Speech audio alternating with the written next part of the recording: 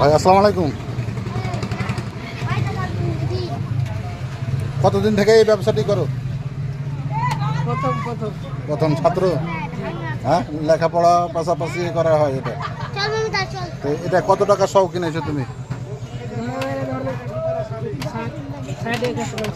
হ্যাঁ, 60 টাকা 70 টাকা 80 টাকা সব 60 টাকা 70 টাকা সব।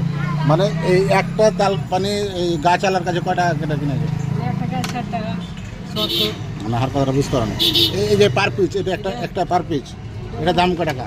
এটা ধরুন আপনি আমি বেশি 10 টাকা আর হচ্ছে কিনা ভাই 10 টাকা 10 টাকা।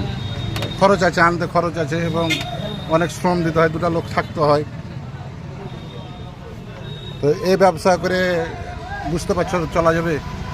ভালো টাকা যাবে মানে টুকটাক ধরেন ইনকাম খরচ হয়। তোমার বাসা কোথায়? জাদাহারা জাতাহারা? সবারই বাসা জাতাহারা? একটা রিক্সা আছে ভাই। জাতাহারা আনোয়ার ভাইকে চিনেন মনে হয়? আনোয়ার ভাই,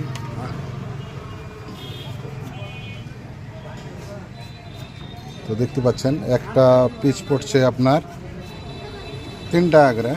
এই যে এটাতে 3টা চোখ আছে, 3টার দাম 9 টাকা পড়বে। আর অবশ্যই যারা কেনার ইচ্ছুক চলে আসবেন।